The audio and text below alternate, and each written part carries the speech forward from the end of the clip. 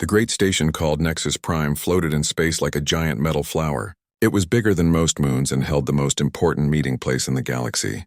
Inside its crystal halls, representatives from 847 different alien species gathered for what they thought would be a normal day.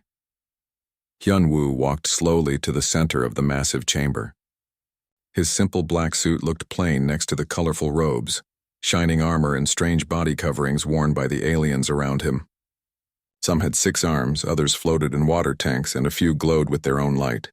But all eyes were on the human as he reached the speaking platform. The chamber was so quiet that even the smallest sound echoed. Hyun-woo placed his hands on the podium and looked around at the hundreds of alien faces staring at him. Some looked curious, others bored. None of them expected what was about to happen. "Honored members of the Galactic Council," Hyun-woo began, his voice calm and clear. "I stand before you today to make an announcement that will change everything." Veltar, the tall blue alien who led the council meetings, leaned forward in his floating chair. His people, the Etherians, had run the galaxy for thousands of years. They were proud of their peaceful civilization and thought humans were nice but simple creatures. "The Terran Federation," Hyun-woo continued, "is officially leaving the Galactic Accords. We no longer accept the authority of this council. We are taking back our freedom." The chamber exploded with noise. Aliens jumped from their seats, shouted in dozens of languages, and demanded answers. Some of the smaller species looked scared, while the larger warrior races seemed angry and confused. Dahai stood near the back of the room, wearing her military uniform. She watched the chaos with calm eyes, her hand resting near her weapon. Other humans scattered throughout the chamber remained perfectly still, like rocks in a storm of alien panic. Gorthak, a massive red alien covered in thick scales, slammed his giant fist on his chair. "This is madness," he roared. "Humans are weak. You cannot survive without the Council's protection." Hyun-woo waited for the noise to die down before speaking again. "For 300 years we have been good citizens of this galaxy. We have helped solve your wars, fixed your problems, and kept the peace between your people. We did this because we chose to, not because we had to." A silvery alien that looked like living crystal began flashing bright colors. Its translator spoke in a mechanical voice. "The humans speak of choice, but they forget reality. Without our technology, their ships cannot travel between stars. Without our protection, their colonies will be destroyed. They are like children threatening to run away from home." Hyun-woo smiled, but it was not a happy smile. "We thank you for your concern, but we are not children anymore." In a control room deep inside the station, Jamin watched dozens of screens showing human colonies across the galaxy. Each screen showed the same thing happening at exactly the same time. Human governors were making similar announcements on every world where humans lived. Human ships were moving into new positions. Human soldiers were taking control of important buildings and equipment. "Sir," a young human technician said quietly, "all colonies have confirmed. Operation Independence is a complete success." Jamin nodded and pressed a button on his communication device. "Hyun-woo, you may continue." Back in the main chamber, Hyun-woo received the message through his earpiece. He straightened his shoulders and looked directly at Veltar. "You ask how we can survive without you," Hyun-woo said.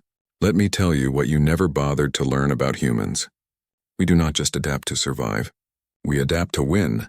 An octopus-like alien waved its tentacles in the air. "The humans are making empty threats. Their weapons are old. Their ships are slow. Their technology is hundreds of years behind ours." "You are correct," Hyun-woo agreed. "Our weapons are simple. Our ships are basic. Our technology is old. But there is something you never understood about humans. We do not need the best tools to do the job. We just need to know how to use what we have." Veltar tried to take control of the meeting again. "Human ambassador, your emotional outburst is understandable, but it changes nothing. Return to your seat and we will discuss these concerns like civilized beings." Hyun-woo shook his head. "I am no longer an ambassador. I am a messenger. And my message is simple. The Terran Federation is now a free and independent power. Any attempt to force us back into submission will be considered an act of war." The word war hit the chamber like a bomb. For over 1,000 years, the galaxy had known peace under the Council's rule. Wars were things that happened long ago, fought by primitive species who did not know better. The idea that someone would threaten war seemed impossible. A floating jellyfish-like alien pulsed with purple light. The humans have gone insane. They cannot fight the entire galaxy. They will be destroyed in days. Dahai stepped forward and spoke for the first time. Her voice was quiet, but somehow everyone heard her clearly. The Council has forgotten something important. Peace is not the same as weakness. We chose to be peaceful. That does not mean we forgot how to fight. More chaos erupted as aliens began shouting at each other. Some demanded immediate action against the humans. Others wanted to negotiate. A few suggested that maybe the humans deserved more independence. Hyunwoo waited for quiet again, then delivered his final message. You have 48 hours to remove all Council forces from human space. After that, we will remove them ourselves. We hope this can be done peacefully, but we are prepared for any response you choose. He turned and walked toward the exit, followed by Dahai and every other human in the chamber. The aliens watched them leave in stunned silence. As they reached the door, a small green alien called out, "Wait! This is madness! Humans are diplomats. You solve problems with words, not weapons. You are the peacekeepers of the galaxy." Hyunwoo paused and looked back one last time. You are right. We are peacekeepers, but you never asked what we do when someone threatens the peace. The humans left the chamber, leaving behind hundreds of confused and frightened aliens. For the first time in centuries, the galaxy faced the possibility of war, and for the first time ever, they were afraid of the humans. Veltar stared at the empty doorway where the humans had been. His people could read minds and see the future, but they had never seen this coming. The quiet, helpful humans had just declared independence from the most powerful government in galactic history. In space around the station, human ships that had seemed harmless for centuries suddenly looked different. The aliens were beginning to realize that they might not know humans as well as they thought. Jamin collected his equipment and prepared to leave the station. Around the galaxy, every human was doing the same thing. After 300 years of being good citizens, they were finally going home. The age of human diplomacy was over. What came next would surprise everyone. 3 days passed after the humans left the council. Most aliens thought it was just angry words and the humans would come back soon. They were wrong. Captain Minho stood on the bridge of his ship, the Soul's Hope, as it moved through space toward the Zarian system. Behind him, 20 other human ships followed in perfect formation. They were not the biggest ships in the galaxy, but they moved with purpose. "Captain," said his navigator, "we are approaching the mining station. Council defenses are active." Minho nodded and looked at the screen showing the massive mining operation ahead. The station was protected by the best defense systems money could buy. Energy shields, automated weapons, and artificial intelligence that could think faster than most living beings. It was supposed to be impossible to attack. "All ships, this is Minho," he said into his communication device. "Begin the operation." The human ships spread out and began their attack. But they did not charge forward like angry warriors. Instead, they moved like hunters who had studied their prey for years. The station's computers tried to lock onto the human ships with their weapons, but something strange happened. The targeting systems could not find them. The humans were using simple tricks to confuse the advanced alien technology. They scattered metal dust in space to block sensors. They used old-style radio signals that the modern computers did not expect. They flew in patterns that made no sense to the logical alien minds that built the defenses. "Impossible," shouted the station commander, a tall, gray alien named Krelvex. "How are they doing this?" "Our systems are perfect." His second-in-command, a blue-skinned alien with 4 eyes, stared at the displays in confusion. "Sir, they are using primitive electronic warfare. Our computers are designed to fight modern enemies, not this." The human ships moved closer, dodging weapons that should have destroyed them easily. Minho watched as his plan worked perfectly. "Fire the EMP charges," he ordered. Electromagnetic pulse weapons shot out from the human ships. They were simple devices that any species could build, but most aliens thought they were useless against modern technology. They were wrong again. The mining station shields flickered and died. Its weapons stopped working. Its computers crashed one by one. In minutes, the most defended station in the outer rim became helpless. "All Marines, prepare for boarding," Minho announced. Meanwhile, on a council station orbiting the planet Kepler 442b, Commander Sujin and her soldiers were already inside. They had not attacked from space like everyone expected. Instead, they had pretended to be traders bringing supplies to the station. Sujin moved through the metal corridors with her team. their boots making soft sounds on the floor. They wore simple armor and carried basic weapons, but they moved like shadows. The alien guards never saw them coming. "Control room secured," reported one of her soldiers through the radio. "Good," Sujin replied. "Remember, we take the station intact. No unnecessary damage." The aliens on the station could not understand how the humans had gotten inside so easily. Their security systems were the best in the galaxy. But the humans had not tried to beat the technology. Instead, they had studied the aliens who used it. They knew that Zeran guards always checked their equipment at exactly the same time each day. They knew that Vorthon engineers always took their break when the main computer ran its daily check. They knew that the station commander always reviewed reports in his office between the hours of 1400 and 1500. The humans had watched and learned for years. Now they used that knowledge like a weapon. "Sir," called an alien technician, "the humans have taken control of all major systems. How did they know our access codes?" The station commander stared at his screens in shock. Those codes were changed last week. Only the Council knew them. What he did not know was that humans had been reading Council communications for decades. While the aliens thought their quantum encryption was unbreakable, human mathematicians had found patterns that the alien computers missed. Far away, Admiral Tae-hyun commanded the human fleet from his flagship, the Soul's Pride. It was an old ship by galactic standards, but it was his home. Around him, dozens of human vessels prepared for the biggest battle of their lives. "Admiral," his communications officer announced, "Council reinforcement fleet approaching. 12 different species, over 300 ships." Tae-hyun looked at the display showing the massive alien fleet, ships from 12 different worlds, each one more advanced than anything humans had built. Energy weapons that could melt planets, shields that could stop asteroid impacts, artificial intelligence that could predict enemy moves before they happened. "All ships," Tae-hyun said calmly, "remember your training. They have better technology. We have better tactics." The battle began when the alien fleet opened fire. Beams of pure energy lanced through space, missing the human ships by inches. The aliens expected the humans to retreat or surrender. Instead, the human ships charged straight at them. But they did not charge like heroes in old stories.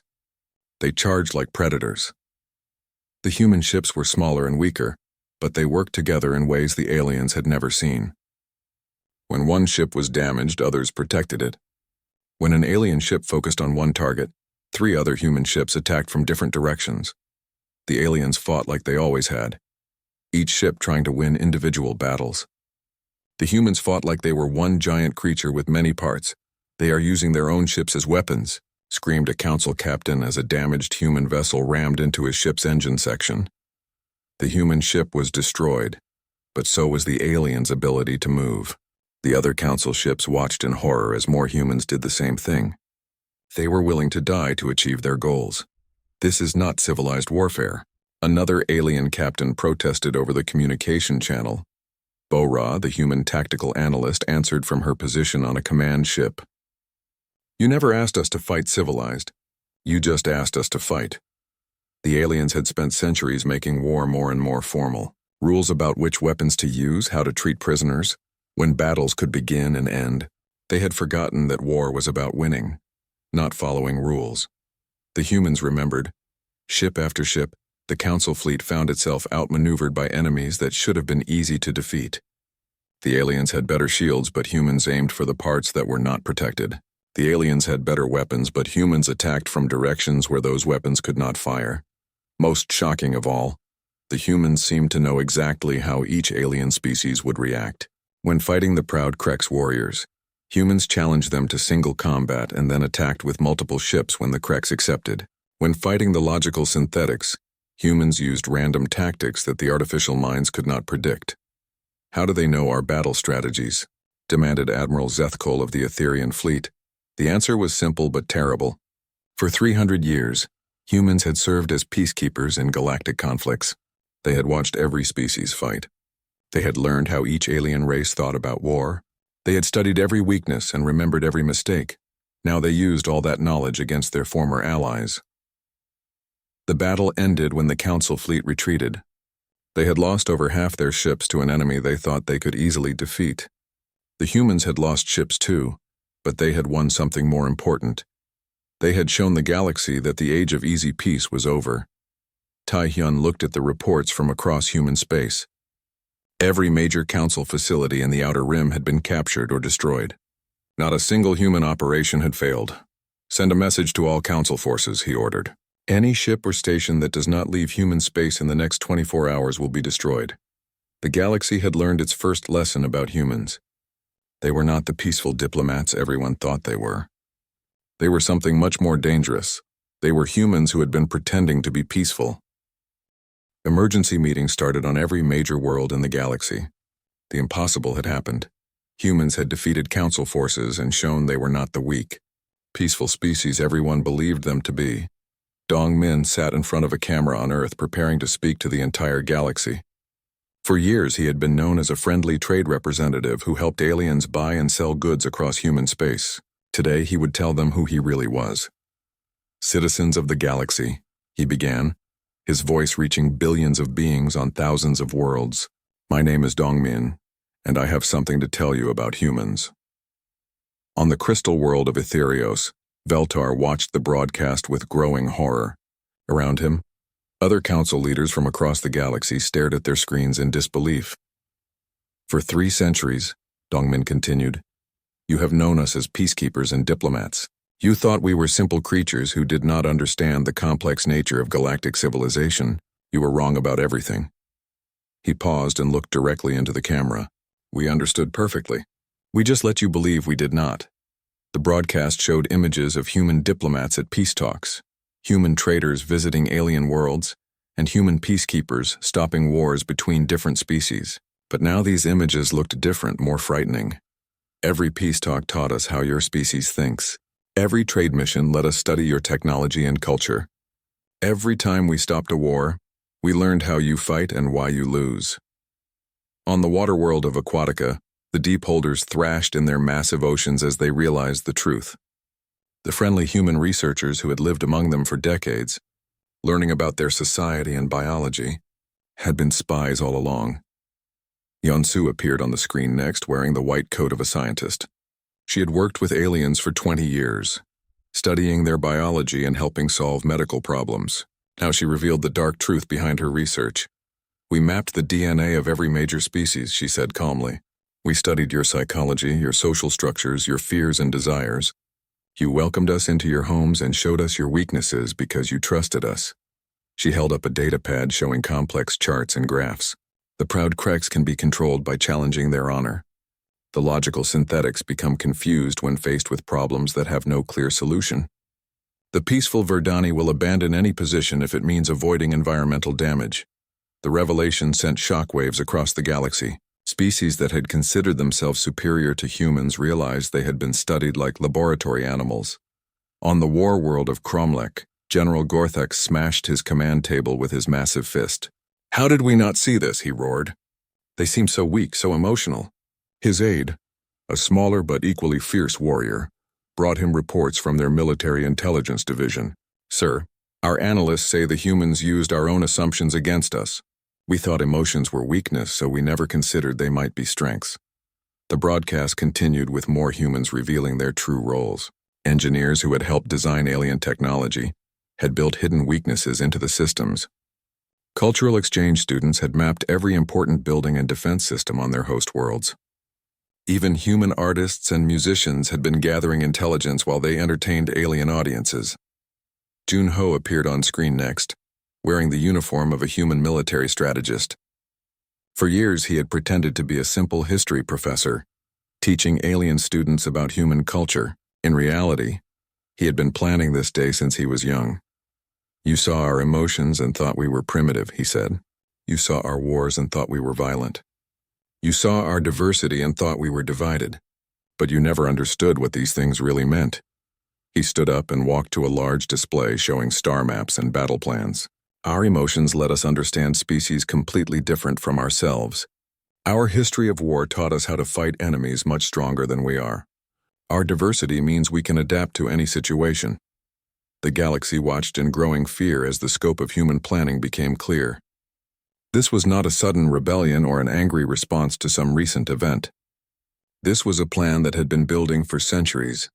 On the technological world of Vorthon Prime, the collective's greatest minds worked desperately to understand how humans had broken their quantum encryption. Their communication systems, which they had believed were impossible to crack, had been compromised for decades. Impossible, muttered Chief Analyst Cax Thule, staring at the evidence. Their mathematics are primitive. Their computers are slow. How did they do this?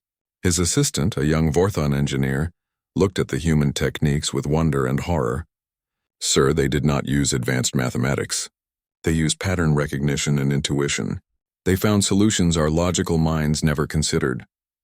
Back on Earth, Dongmin prepared to deliver the final part of his message. You ask how we defeated your superior technology and powerful fleets. The answer is simple. We did not try to be better than you at your own game. We played a different game entirely. Images flashed on the screen showing human children playing games, human artists creating beautiful works, and human families sharing meals together. Things the galaxy had seen as proof of human simplicity now looked like training for something much more complex. Every human child learns to play games with rules that change constantly. Every human artist learns to create something beautiful from basic materials. Every human family learns to work together despite having different personalities and goals. He smiled, but it was not a cruel smile. It was the smile of a teacher explaining something important to slow students. You spent millennia perfecting your technology and your civilizations. You became experts at doing things the right way. But humans learned something else. We learned to improvise. The word hit the galactic community like a physical blow. Improvisation was something most alien species had eliminated from their cultures long ago. It was chaotic, unpredictable, and inefficient. Civilized beings made plans and followed them. When your perfect plans meet our imperfect solutions, Dongmin continued, you discover something interesting. Perfect can be defeated by unexpected. Emergency councils met on every major world as species tried to understand what this meant for the galaxy. The humans had revealed themselves as master manipulators who had been planning this moment for generations. But what did they want? Dongmin answered that question in his final words. We do not want to rule you. We do not want to destroy you. We want something much simpler. We want to be free to live our own lives and make our own choices. He leaned forward, looking directly into the camera again. But if you try to force us back into submission, you will discover that humans who choose to be peaceful are very different from humans who choose to fight. The broadcast ended, leaving the galaxy in stunned silence. For the first time in over 1,000 years, the future was uncertain. The humans had shown they could defeat superior forces and outsmart advanced civilizations. The question now was what they would do next. On thousands of worlds, alien leaders tried to decide how to respond. Some wanted to negotiate. Others demanded immediate military action. A few suggested that maybe the humans deserved the freedom they were asking for. But one thing was clear to everyone. The galaxy would never be the same again. The age of simple peace was over, and nobody knew what would replace it. The Galactic Council made the biggest military decision in 1,000 years. They would assemble the Grand Armada, every major warship from every member species. Over 10,000 vessels would attack human space and end this rebellion once and for all. Admiral Kyung-Soo of the Etherian Imperial Navy commanded the massive fleet from his flagship, the Eternal Light. Around him stretched a formation of ships so large it could be seen from neighboring star systems. Every species had sent their best vessels and most experienced crews. This is madness, he said to his officers as they studied reports from human space. They have maybe 300 ships total. We have 10,000 of the most advanced vessels in the galaxy. His tactical officer, a crystalline being from Silthar, pulsed with confident blue light. The humans fought well against smaller forces, but this is different. No species can stand against the combined might of the entire galaxy.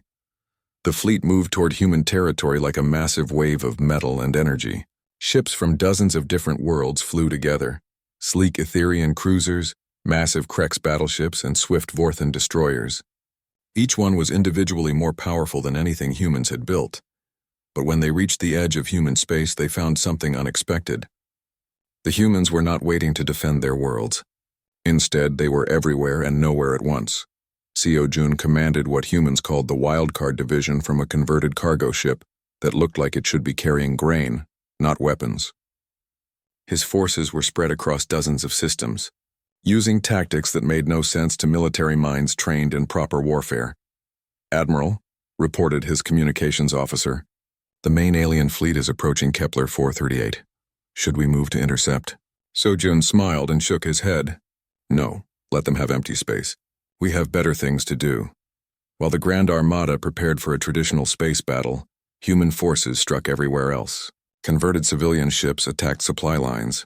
Asteroid mining equipment became improvised weapons. Even human research stations revealed hidden armaments. The aliens discovered that humans had turned everything into potential weapons. A simple transport ship would suddenly ram into a council vessel at full speed. A communication satellite would explode as enemy forces passed nearby. Even human art installations contained hidden bombs. They have weaponized their entire civilization. Admiral Kyung-soo reported to the council in growing panic. Every human ship, station, and settlement is a potential threat. But the worst shock came when the council fleet captured the human colony on Rigel 7. It was supposed to be an easy victory that would demoralize human resistance. Instead, it became a nightmare. In-young stood in the colony's command center as council troops surrounded the settlement. She was the colony administrator, a job that usually involved managing farming schedules and trade agreements. Today it involved something much more serious. "Council forces, this is In-young of Rigel 7 colony," she said into her communication device. "You have 30 seconds to retreat beyond the orbital defense line." The council commander, a proud Krex warrior named Broktal, laughed at the message. "Human, your defenses are destroyed and your ships are gone. Surrender now and you will be treated with honor." In-young looked at the faces of the human colonists around her, farmers, teachers, shopkeepers, and families who had built a peaceful life on this distant world. They all nodded at her with grim determination. "We choose not to surrender," she replied. "Then you will be captured and removed from this world," Broktal announced. "The council will show mercy to civilians." In-young pressed a series of buttons on her control panel. "The council still does not understand humans. We would rather die free than live as prisoners."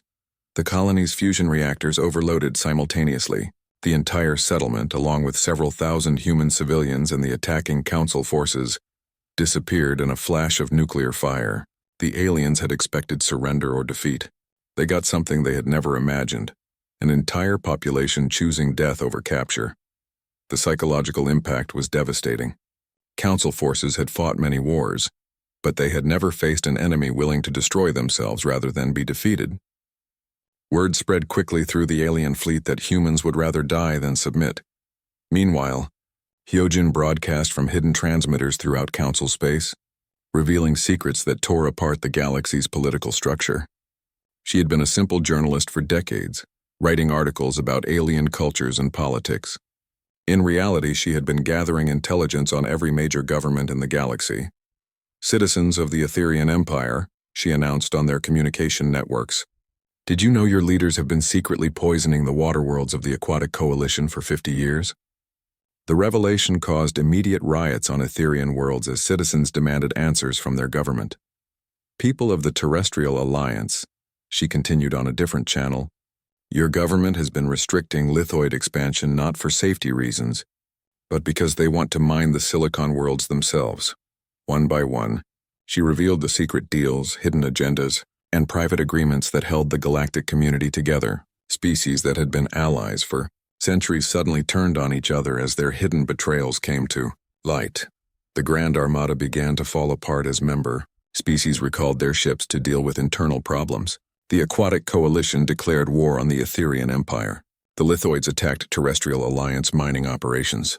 Ancient grudges and secret resentments exploded into open conflict. Gunwoo watched the chaos from Earth's diplomatic center and felt a mixture of satisfaction and sadness. He had spent 30 years building relationships with alien diplomats, learning their secrets and gaining their trust. Using that information to destroy their unity felt like betraying friends.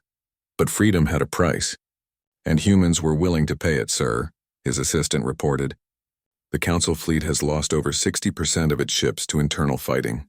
Several species have withdrawn completely. Gunwoo nodded and prepared his final message to the galaxy. "Attention all species," he began, broadcasting on every available channel. "You want to know humanity's greatest weapon? It is not our ships or our tactics or our willingness to fight. It is our ability to make real friends. Images flashed across the galaxy showing humans working alongside aliens, not as spies or infiltrators, but as genuine partners. Human doctors saving alien lives, human engineers helping build alien cities, human teachers sharing knowledge with alien students. For 3 centuries, we formed real relationships with individuals from your species, Gunwu continued. Not political alliances or trade agreements, but actual friendships based on trust and respect. The message continued with recordings of aliens defending human actions, even as their own governments demanded war. Etherian civilians protecting human refugees, Krex warriors refusing orders to attack human colonies, fourth-hand engineers secretly helping human forces repair their ships. Your governments may hate us, Gunwu said, but many of your people understand why we fight. They know the difference between unity and submission. They know the difference between cooperation and control. The final blow came when entire alien military units began deserting to join human forces, not because they were conquered or bribed, but because they believed humans were fighting for something worth dying for, the right to be free. Admiral Kyung-soo stared at reports showing his own officers requesting transfers to human ships. His fleet was melting away as species fought each other and individuals chose sides based on conscience rather than orders. How did this happen? He asked his remaining staff. We had the largest fleet in galactic history. We should have won easily. His tactical officer, one of the few still loyal to the council, gave him the truth. Sir, we prepared to fight an enemy that wanted to defeat us. Instead, we fought an enemy that wanted to free us. The Grand Armada limped back to council space, having lost more ships to internal fighting than to human weapons. The galaxy's greatest military force had destroyed itself trying to crush an enemy that refused to be crushed. But the real victory was not military. It was the realization spreading across thousands of worlds that maybe, just maybe, the humans were right. Maybe peace was not the same as submission. Maybe unity did not require surrendering freedom. The Council's authority was broken. The galaxy's political structure was collapsing. And in the chaos, a new possibility was emerging. A future where species could cooperate as equals rather than subjects. The age of forced peace was ending. What would replace it remained to be seen. 6 months after the first human attack, the galaxy looked completely different. The old Galactic Council was gone, replaced by something new and strange, a confederation where Earth somehow became the center without conquering anyone. One Shik stood before the new Galactic Assembly on the rebuilt Nexus Prime station. The humans had repaired the damage from the war, but they had changed the design. Instead of one large chamber where a few powerful species made decisions for everyone else, there were dozens of smaller meeting rooms where equals could discuss problems together. Representatives of the galaxy, Wan Shik began, looking out at delegates from over 400 species. Many were the same aliens who had attended council meetings for decades, but their attitudes were completely different now. 6 months ago, we fought a war that nobody wanted. Today we begin building a peace that everyone can accept. The transformation had not happened overnight. After the Grand Armada collapsed, the galaxy had descended into chaos for weeks. Old enemies attacked each other. Species that had been forced to cooperate broke apart into conflict. It seemed like the galaxy might tear itself apart. Then something unexpected happened. Humans began showing up wherever there was fighting, not as conquerors but as mediators. They used the same skills that had made them good peacekeepers for centuries. But this time they worked for everyone instead of just the council. Yunji had spent the last 3 months traveling between warring worlds, helping species that had been enemies find ways to work together. She was not a general or a politician. She was a cultural specialist who understood how different minds worked. The Etherians and the Aquatic Coalition were fighting because of 50 years of poisoned water, she explained to the assembly. But when we helped them understand each other's real needs, they found a solution that worked for both sides.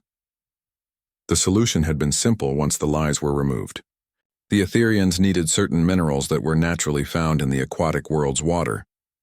Instead of secretly taking them and poisoning the water in the process, they could trade for them openly and even help clean up the damage they had caused. The Terrestrial Alliance and the Lithoids had the same problem, Yunji continued. Both species needed the same resources, but nobody had ever asked if they could share them. It turned out that silicon-based life and carbon-based life used completely different parts of the same worlds. What was valuable to lithoids was useless to the terrestrial alliance, and vice versa. They could have been helping each other for centuries instead of fighting. Chanho watched from the observation deck as former enemies worked together on projects that would have been impossible under the old system. He was a philosopher, not a politician, but even he could see that something important was happening. The old council thought peace meant everyone following the same rules, he observed to a mixed group of alien students. But humans learned something different on Earth. Real peace comes from understanding why people fight and helping them find better solutions. The new Confederation worked completely differently from the old council. Instead of forcing everyone to obey the same laws, it helped species create agreements that worked for their specific situations. Instead of having one powerful government making decisions for everyone, it had hundreds of small partnerships solving problems together. The military had changed too. The old council forces had been designed to maintain order and suppress rebellion. The new peacekeeping forces were built around the idea that preventing wars was better than winning them. The Krex warriors found themselves working alongside human tacticians to develop new approaches to conflict resolution. Instead of just being soldiers who followed orders, they became problem solvers who helped species avoid fighting in the first place. We thought strength meant being able to defeat enemies, explained Broktal, the same Krex commander who had attacked Rigel 7. Humans taught us that real strength means not needing to fight at all. The technological cooperation was even more impressive. Vorthan precision engineering combined with human creativity produced innovations that neither species could have developed alone. Etherian mental abilities enhanced by human emotional intelligence created diplomatic solutions that seemed impossible just months earlier. So Young represented the new generation of humans who were growing up in this transformed galaxy. At only 25, she was already serving as a cultural liaison to recently contacted species, following the same pattern that had seemed like simple diplomacy for centuries. But now everyone knew what humans were really doing. They were not just being friendly, they were building genuine understanding between completely different forms of life. The Zelani communicate through color changes in their skin, she explained to a group of human and alien students.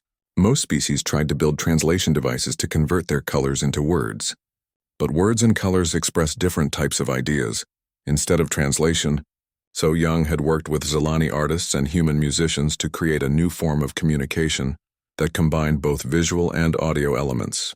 The result was not just better understanding, it was the birth of entirely new art forms that neither species could have created alone. The transformation was not without problems. Some species refused to join the new confederation, preferring to maintain their independence completely. Others tried to recreate the old power structures on a smaller scale. A few attempted to restart the conflicts that had been suppressed under council rule. But for every problem that arose, the Confederation found new solutions. When the Mordani Empire tried to conquer its neighbors, instead of sending a massive fleet to stop them, the Confederation sent small teams of specialists to help the Mordani understand why they felt the need to expand and what they could do instead. It turned out that the Mordani were running out of living space on their overcrowded worlds. Instead of conquering other planets, they could work with several species to develop new terraforming technologies and share the resulting worlds. The old council would have stopped the Mordani by force, one chick explained during one of the assembly sessions. Then they would have created rules to prevent similar situations. The problem would have been solved temporarily, but the underlying causes would still exist. We choose a different approach. We help species solve the real problems that cause conflicts. It takes longer, but the solutions last because everyone helped create them. The assembly room buzzed with conversations in dozens of languages as representatives discussed new proposals and shared ideas. It was much noisier and more chaotic than the old council meetings, but it was also more alive. On New Geneva Station, children from dozens of species played together, while their parents worked on projects that would have been impossible just a year earlier. Human children learned to communicate through the color language of the Zelani. Krex youngsters played cooperative games instead of competitive ones. Vorthan offspring discovered that art and music could be just as interesting as mathematics and engineering. The sight of these children gave one chick hope for the future. They were growing up in a galaxy where differences were celebrated rather than suppressed, where cooperation was voluntary rather than forced, and where peace meant something more than just the absence of war. "Honored representatives," he said as the assembly session came to an end. 6 months ago, many of you saw humans as a threat to galactic stability. Today I hope you see us as what we have always been, by species that believes different. People can work together if they understand each other. He paused and looked around the room at faces that belonged to dozens of different worlds and cultures. The old galaxy was peaceful because it was controlled. The new galaxy will be peaceful because it is free. As delegates filed out of the assembly hall, discussing new partnerships and planning future projects, one chick remained behind to watch the stars through the station's main window. Somewhere out there, human ships were still exploring the galaxy, still making contact with new species, still building the connections that held this diverse confederation together. But now, they did it openly, as representatives of a galaxy that had learned the difference between unity and uniformity, between cooperation and control, between peace and submission. The age of human deception was over. The age of human leadership through service had begun, and for the first time in galactic history, the future looked brighter than the past.